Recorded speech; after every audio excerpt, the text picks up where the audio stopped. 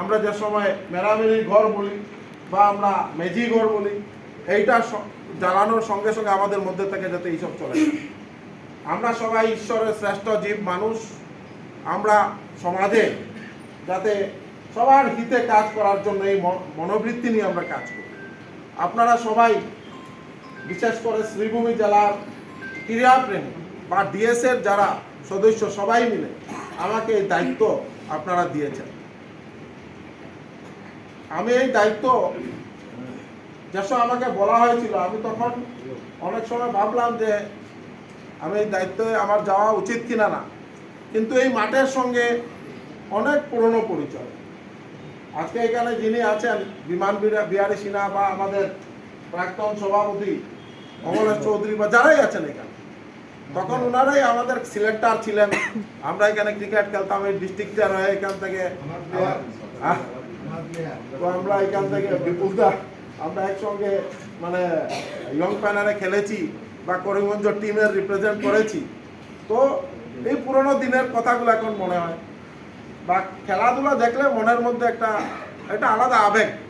বা আমরা যদি পড়াশোনার সঙ্গে খেলাধুলাকে একদম সম্পৃক্তভাবে, ওতপ্রোতভাবে জড়িয়ে রাখতে হবে, তখনই আমরা ভালোভাবে এগিয়ে যেতে পারব। সুস্বাস্থ্যবান থাকতে হলে শরীর চর্চা, খেলাধুলার প্রয়োজন।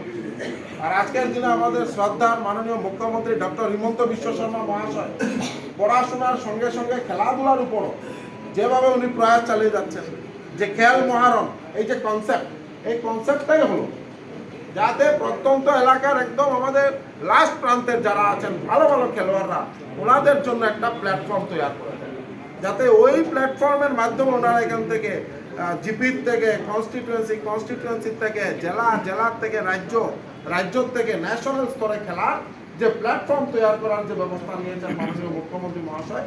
তাই আজকে এখান থেকে আমি মুখ্যমন্ত্রী মহাশয়কে প্রণাম জানাই, কৃতজ্ঞতা জানাই, ধন্যবাদ জানাই যে আজকে আসামকে ভারতবর্ষের 5টা উন্নত রাজ্যের মধ্যে একটা শক্তিশালী রাজ্য, খেলার ক্ষেত্রে, খেলাধুলার ক্ষেত্রে আমরা ভারতবর্ষের মধ্যে একটা নাম যাতে অর্জন করতে পারি, তার কারণে মাননীয় মুখ্যমন্ত্রী মহোদয়ের যে প্রয়াস। কালকে আমি যে সময় ঘুম থেকে উঠেই সকাল 5টার সময় প্রথম মাননীয় মুখ্যমন্ত্রী ঘরে গেলাম, কারণ আমাদের একটা প্রথা আছে, যেহেতু আপনারা সবার আশীর্বাদে আর মাননীয় মুখ্যমন্ত্রী মহোদয়ের মানে আগ্রহ মর্মে উনি যে আমাকে ওনার মন্ত্রিসভা স্থান দিয়েছেন এবং আমাকে ফিশারি, পিডাব্লিউডি বা অ্যানিম্যাল হাজবেন্ডারি, ডায়েরি ডিপার্টমেন্টের দায়িত্ব দিয়েছেন। তো আমি প্রথমে আমাদের যে ডিপার্টমেন্টাল একটা প্রথা, তো আমি মাছ বা আমাদের ডিপার্টমেন্টের দই, ক্ষীর এগুলা নিয়ে আমি মুখ্যমন্ত্রীর এখানে গেলাম। যাওয়ার পরে দেখা করে তারপর একসঙ্গে আমরা চলে আসি। তখন শ্রীভূমি জেলা ক্রীড়া সংস্থার কথা মাননীয় মুখ্যমন্ত্রী মহোদয়ের সঙ্গে আলোচনা করেছি। করার সঙ্গে সঙ্গে বলেছেন এইবার তো ইলেকশন ইয়ার, এখন আমরা যতটুকু পারা যায় দেখবো, কিন্তু আগামী বছর তুমি আমাকে মনে করিয়ে দেবে।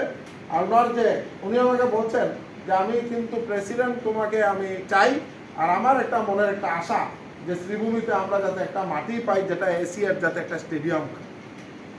আমি ওইটা জেলাধিপতির, ডিস্ট্রিক্ট কমিশনারের সঙ্গে আলোচনা করেছি এবং ওই কথা মুখ্যমন্ত্রী মহোদয়কেও বলেছি। আর অতি সত্বর আমরা এই মাটি অ্যালটমেন্ট করে দেবো, এবং আমি সুদীপ চক্রবর্তীকেও বলেছি, যেহেতু এশিয়ার সঙ্গে সুদীপ চক্রবর্তী জড়িত আছে, যাতে আমরা খুব তাড়াতাড়ি, খুব ফাস্ট আমরা এই কাজটা করতে পারি। আজকে এশিয়ার যিনি প্রেসিডেন্ট আমার তরঙ্গ আমার খুব প্রিয় ছোট ভাই, তো আমরা একসঙ্গেই, সুদীপ জানে এইসব কথা। তো আমরা যাতে শ্রীভূমি জেলার ক্রীড়া ক্ষেত্রে আমরা একটা ভালোভাবে আমরা কাজ করতে পারি, তার জন্য আপনাদের সবার আশীর্বাদ এবং সহযোগিতার প্রয়োজন। আজকে মাটি অ্যালটমেন্ট হবে না, তারপর এটা আমাদের ফান্ড করতে হবে, বা এখানে 2 কোটি টাকা আছে। আমি দেখেছি যে এখানের মধ্যে আমার এক ছোট ভাই সুজন, সে ওই দিন ফেসবুক লাইভ করেছে, পরে আমাদের সুইমিং পুলের অবস্থা দেখিয়েছে, বা আমরা শ্রীভূমির থেকে অনেকের ছেলেমেয়েরা সুইমিং শেখার জন্য শিলচর যায়। তাই আমরা যাতে খুব অতি সত্বর এই সুইমিং ডিপার্টমেন্টটাকে আমরা খুব তাড়াতাড়ি আমরা এটাকে ডেভেলপ করে এইখানে যাতে বাচ্চারা সুইমিং শিখতে পারে, এখানে কম্পিটিশনে, তার কারণে ব্যবস্থা নেওয়ার জন্য আমি সবাইকে আগ্রহ করব। আর আজকে সংক্রান্তির দিন সবাই বাড়িতে যাবেন, এখনো খাওয়া দাওয়া সবাই ঘরে গিয়ে খেতে হবে। যদিও আমার একাদশী, আমরা একাদশী পালন করি, তো আজকে তো আমরা খাবো না, সুব্রতবাবু খাবেন? তো সবাইকে, আর বিশেষ করে আমার সঞ্জীব বণিক, আমরা খুব